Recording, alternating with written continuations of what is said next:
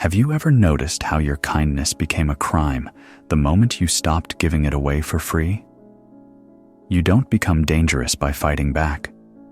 You become dangerous the moment you stop explaining yourself. You were never weak because you felt too much. You were only vulnerable because you believed you had to earn love through understanding pain that wasn't yours. But the day you stopped making excuses for their behavior, that was the day you became dangerous, and that was the moment the narcissist started to panic. Meet Helen, a 36-year-old woman who once believed her sensitivity was her superpower. She could feel what others couldn't say. She absorbed the tension in the room before anyone spoke, softened arguments before they erupted, fixed moods like an emotional paramedic. To everyone around her, she was the peacekeeper, the one who understood, the one who never asked for too much. But deep down beneath that gentle smile, Helen was drowning. She gave and gave until there was nothing left of her but an echo of everyone else's needs. The turning point came on a Tuesday evening when her partner, a man who never raised his voice but somehow always made her feel small, criticized her for being too sensitive about something that had hurt her deeply.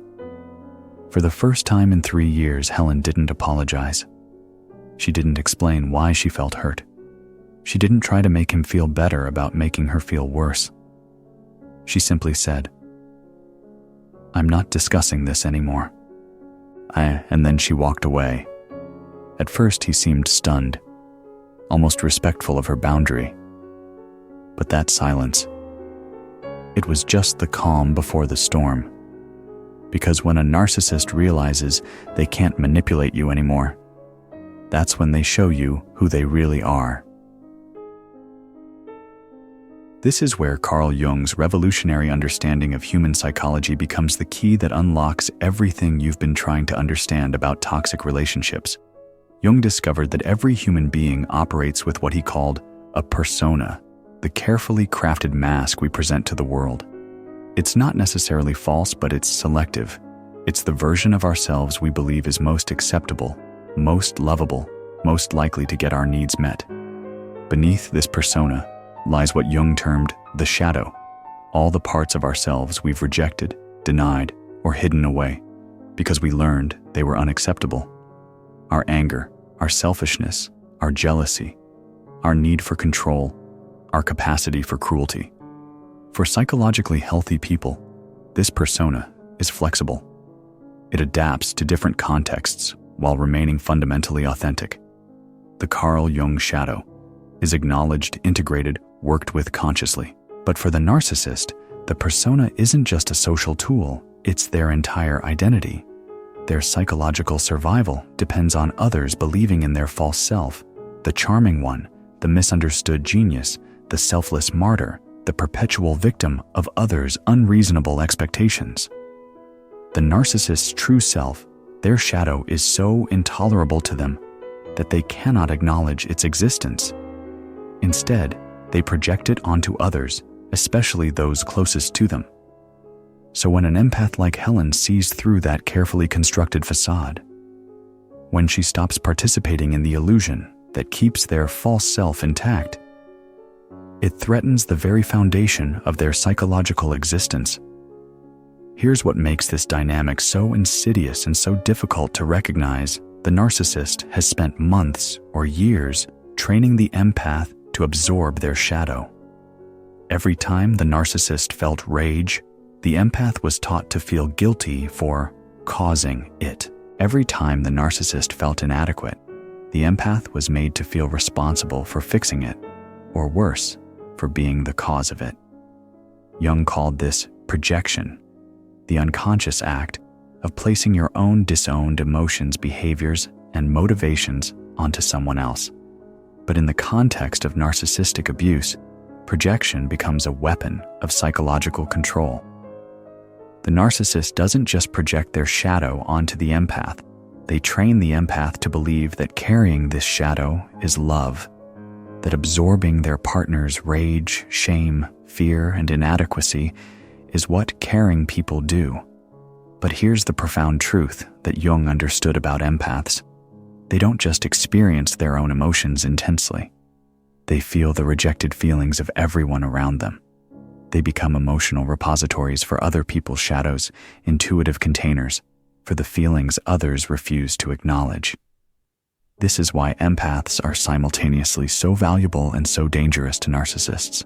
Their emotional sensitivity makes them perfect vehicles for shadow projection, but that same sensitivity eventually allows them to recognize what's happening. Helen had been living this dynamic for 3 years without understanding it. Every time she felt angry about Ethan's behavior, he would tell her she was too reactive. Every time she felt hurt by his criticism, he would explain that she was too sensitive. Every time she tried to address a problem in their relationship, she was told she was too demanding, too needy, too much. But the pattern worked both ways. When Ethan felt insecure, Helen would reassure him. When Ethan felt guilty about his behavior, Helen would make excuses for him. When Ethan felt inadequate, Helen would diminish herself to make him feel bigger. She had become what Jung would call the container for his disowned emotions. And Ethan had become addicted to this arrangement. So when Helen finally said no, when she refused to carry his shame, absorb his anger, or take responsibility for his emotional state, something terrifying happened for Ethan. He was forced to feel his own Carl Jung shadow for the first time in years. His own inadequacy, his own guilt, his own rage, his own fear of abandonment, and he couldn't bear it. This is why the narcissist doesn't just walk away when you set a boundary. They don't disappear when you stop playing your assigned role in their psychological drama. They escalate. They intensify their efforts to pull you back into the old dynamic. Not because you're wrong about them, but because you're too right. When Helen stopped explaining herself, stopped apologizing for her feelings, stopped making herself smaller to make Ethan comfortable, she became what Jung would call a mirror too honest for the ego to survive. And that's when the real manipulation began. Ethan didn't shout. He didn't rage. He didn't slam doors or throw things. Instead, he became something far more dangerous, the wounded victim. He began telling their mutual friends that Helen had changed, that she'd become cold, distant, emotionally unstable. He painted himself as the long-suffering partner who had tried everything to love her through her issues. He would sigh heavily when she entered a room. He would make comments about how difficult she'd become. He would tell stories about her overreactions to their friends, always with a tone of patient martyrdom. The cruelest part, he almost convinced Helen it was true, because empaths have been conditioned to doubt their own reality. They've been trained to believe that if someone is hurt by their boundaries, then the boundaries must be wrong. They've learned to see their own needs as selfishness and their own feelings as problems to be solved. But Jung understood something profound about this dynamic. He wrote, "Everything that irritates us about others can lead us to an understanding of ourselves." Ethan's irritation with Helen's newfound strength wasn't really about her behavior. It was about what her behavior revealed about him. Her refusal to absorb his projections meant he had to face his own Carl Jung shadow. And rather than do that difficult internal work, he chose to destroy her sense of reality instead. This is the moment of truth for every empath. Will you return to the familiar prison of people-pleasing, or will you trust what you know to be true about yourself? For Helen, this question would determine not just the future of her relationship, but the future of her soul. What if your compassion was never a weakness, but a mirror sharp enough to cut through illusions? There's a line in Jung's work that Helen would later discover: the meeting of two personalities is like the contact of two chemical substances. If there is any reaction, both are transformed. But here's what Jung didn't explicitly say, and what Helen was beginning to understand: in toxic relationships, only one person chooses to transform. The other fights desperately to remain unchanged, and they will destroy you to maintain their illusion of innocence. The narcissist doesn't fear your anger. Anger they can work with. They can deflect it, redirect it, use it as evidence of your instability. They don't even fear your rejection. Rejection they can reframe as your problem, your inability to love, your fear of intimacy. What they fear is your recognition. Recognition by someone who can see behind the carefully constructed facade, someone who refuses to participate in their emotional theater, someone who stops making excuses for behavior that has no excuse. Because once you see through the manipulation and don't flinch, don't doubt yourself, don't get pulled back into the drama, you become something they cannot control, a person who trusts their own inner knowing more than another person's performance. You become what Jung called the witness, the part of consciousness that observes without being consumed, that sees without being seduced, that knows without needing to convince anyone else. Helen experienced this shift in a way that felt both devastating and liberating. After weeks of Ethan's subtle campaign to paint her as unstable, the heavy sighs, the concerned conversations with friends about her changes, the patient explanations to others about how hard it was to live with someone so emotional, Helen found herself questioning everything. Had she overreacted to his weight jokes? Was she being too sensitive about his criticism? Maybe she really had become difficult, demanding, impossible to please. The gaslighting was working. Helen was beginning to doubt her own perceptions, her own memories, her own right to have feelings about how she was being treated. But then something happened that changed everything. She was cleaning out old drawers and found a journal from 2 years earlier. As she flipped through it, looking for something else entirely, her eyes fell on an entry that made her blood run cold. I feel like I'm going crazy. Every time I try to talk to Ethan about something that bothers me somehow, I end up apologizing. I don't understand how this keeps happening. I'll bring up something that hurt me, and by the end of the conversation, I'm the one saying sorry. I'm the one who needs to change. I'm the one who's too sensitive, too demanding, too much. But I don't feel like too much when I'm alone. I feel like myself. Why does that change when I'm with him? As Helen read her own words from 2 years ago, she realized something that took her breath away. She wasn't losing her mind now. She'd been slowly losing herself for years. The change Ethan complained about wasn't her becoming unstable. It was her becoming stable enough to trust her own perceptions again. This is what Jung meant when he wrote, "Until you make the unconscious conscious, it will direct your life, and you will call it fate." Helen had been unconsciously trained to distrust herself. Every time she had an emotional response that inconvenienced Ethan, she was taught to see it as a character flaw rather than valid information about her experience. But consciousness, Helen was learning, is a funny thing. Once you see the pattern, you can't unsee it. She began to notice things she had been trained to ignore, how conversations were structured to make her doubt herself, how her feelings were consistently reframed as overreactions, how Ethan's behavior was always justified by her supposed inadequacy. Most importantly, she noticed how differently she felt when she was alone versus when she was with Ethan. Alone, she felt clear, centered, like herself. She could think her own thoughts, feel her own feelings, trust her own instincts.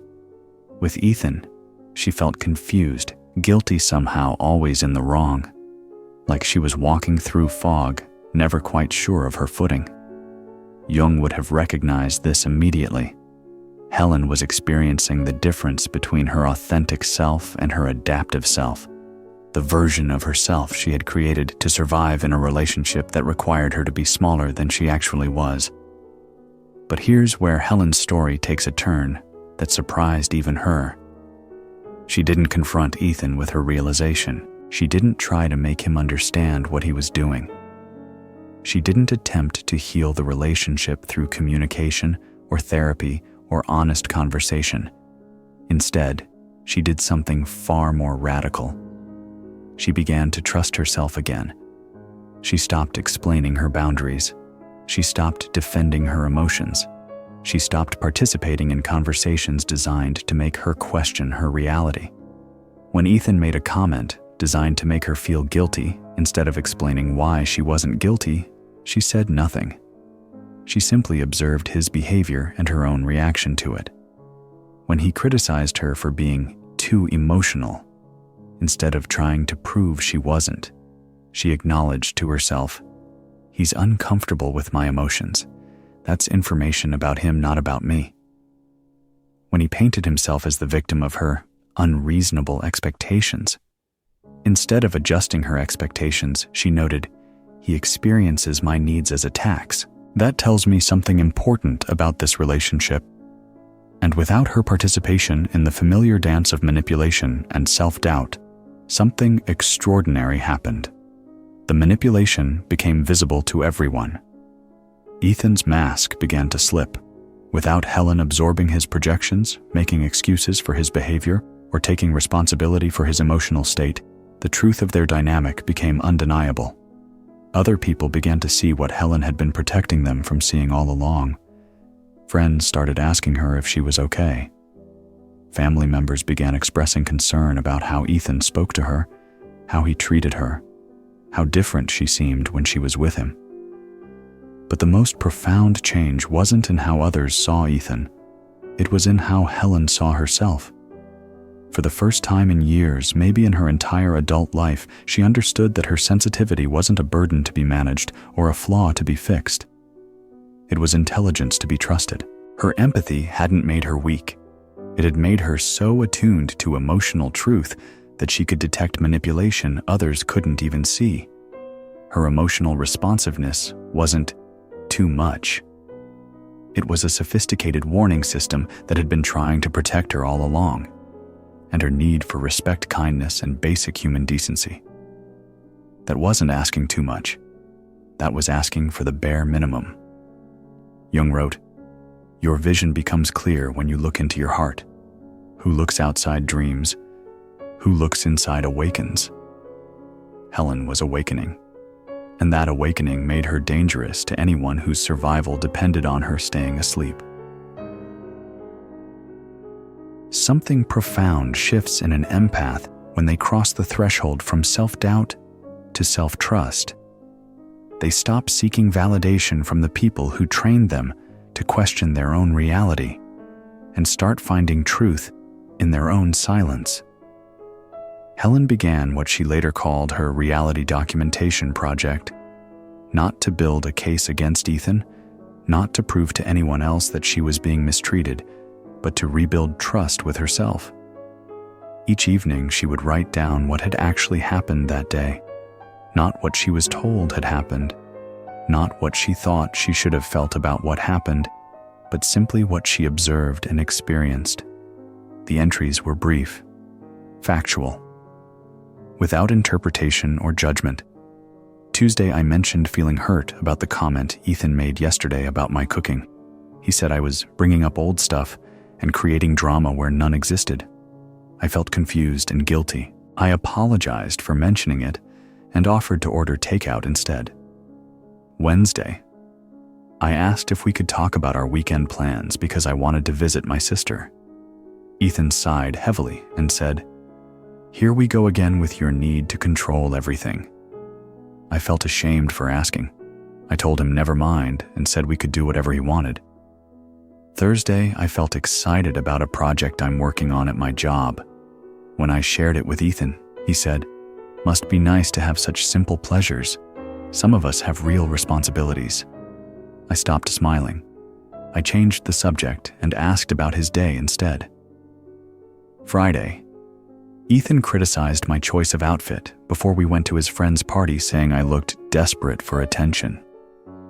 I went back upstairs and changed into something more conservative.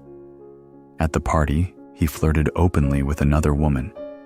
When I mentioned feeling uncomfortable, he told me I was being paranoid and jealous. After 2 weeks of this practice, Helen read through her entries, and for the first time, She saw the pattern not as isolated incidents, but as a systematic erosion of her right to have feelings, needs, or joy. She wasn't documenting abuse in the traditional sense. There was no physical violence, no overt cruelty, no obvious red flags that others would immediately recognize. She was documenting something more subtle and in many ways more devastating, the slow disappearance of herself. Jung called this phenomenon loss of soul, what happens when we abandon our authentic self to maintain a relationship that requires us to be someone else.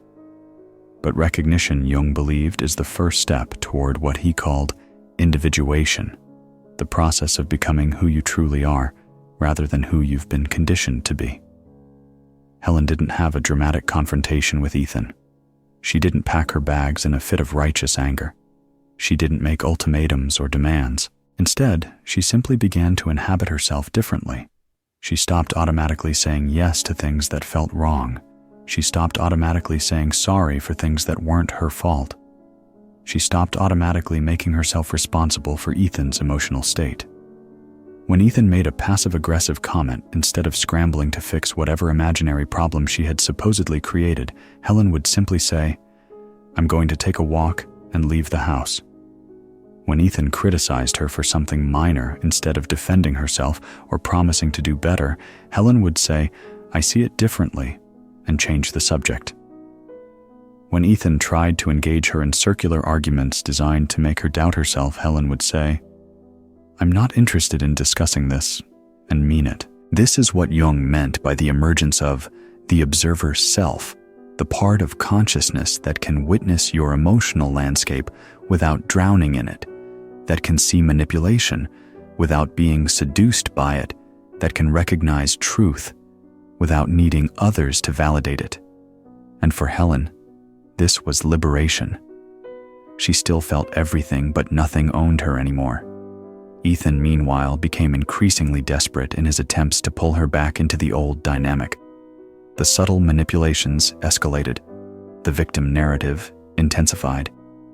The attempts to make her feel guilty for changing became more frequent and more obvious.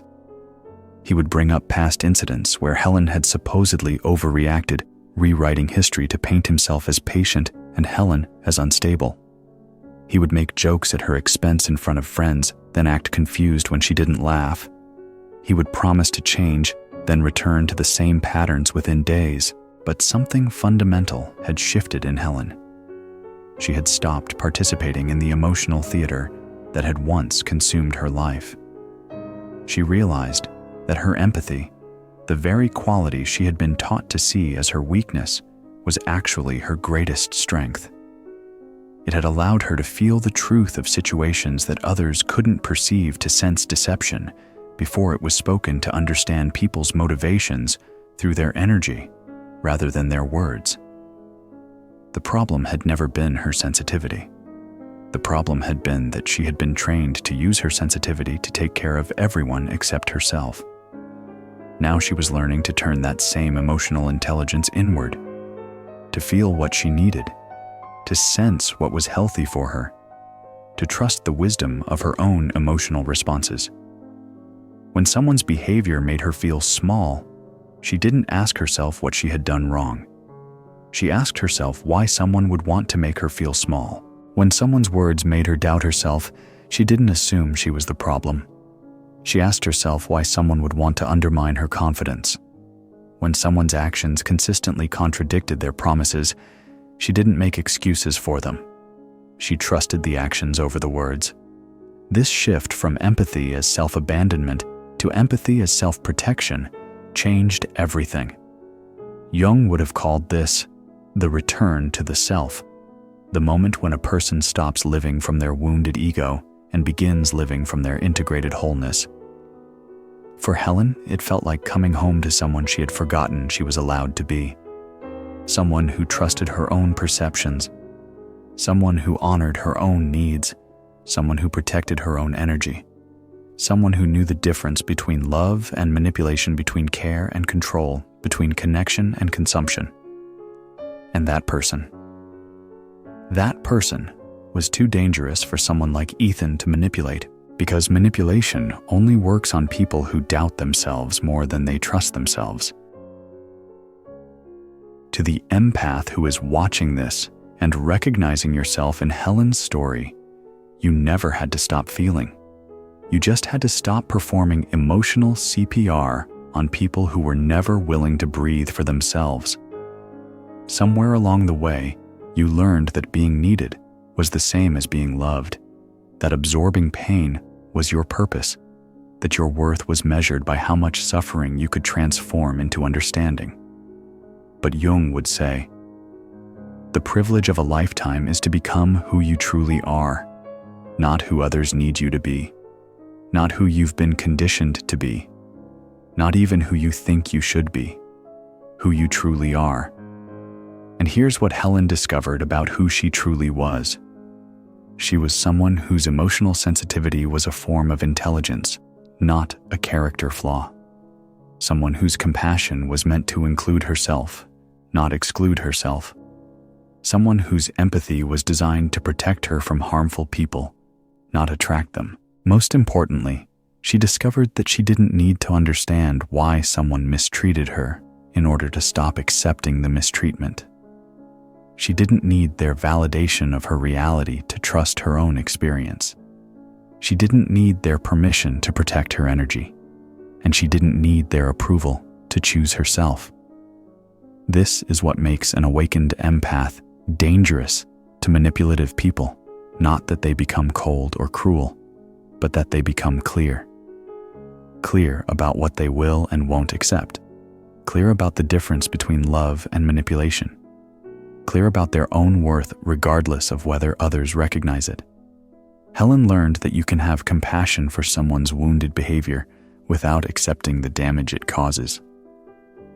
You can understand why someone became manipulative without staying in relationship with the manipulation. Most profoundly, she learned that the kindest thing you can do for someone who is determined to remain unconscious is to stop enabling their unconsciousness. When you stop absorbing their projections, stop making excuses for their behavior, stop trying to love them into awareness, you force them to confront the consequences of their choices. Some people will use that confrontation as an opportunity to grow. Others will use it as confirmation that you're the problem. Your job isn't to control which choice they make. Your job is to honor your own truth, regardless of their choice. Jung called this holding the tension of the opposites, staying connected to your compassion while maintaining your boundaries, loving people while refusing to be diminished by them. For Helen, this looked like grieving the relationship she had hoped for while celebrating the person she was becoming, feeling sad about the loss while feeling grateful for the liberation. Most importantly, it looked like learning to trust that inner voice that had been trying to protect her, all along the voice she had been taught to call overthinking, but which was actually wisdom. Your intuition about people isn't paranoia. Your emotional responses aren't overreactions. Your need for respect isn't too much to ask for. You were never the problem that needed fixing. You were the solution that needed protecting. And now that you know the difference, you're too dangerous to manipulate. Because manipulation only works on people who doubt themselves more than they trust themselves. So to every empath who has ever felt small, unseen, or somehow always wrong, you were never the weak one. You were the one who carried everyone else's emotional weight for so long. They panicked the moment you stopped. The narcissist isn't afraid of you becoming cold. They're afraid of you becoming clear. Because in clarity, you stop bleeding for people who have no intention of healing. You stop mistaking their emotional chaos for your responsibility. You stop confusing their inability to love with your unworthiness of love. Jung once wrote, "Your vision becomes clear when you look into your heart. Who looks outside dreams. Who looks inside awakens." This is your awakening the moment you realize that your sensitivity was never meant to be a sacrifice. It was meant to be a sanctuary. You don't need to heal to be lovable. You don't need to fix others to feel whole. You don't even need closure from the person who hurt you. You only need one thing to never forget: the moment you chose yourself over their version of you. That's the day the manipulation ended. That's the day you became too dangerous to control. And finally, beautifully, completely free. If this message found you at the right time, share it with someone who needs to remember their power. Your healing journey matters, and so does theirs.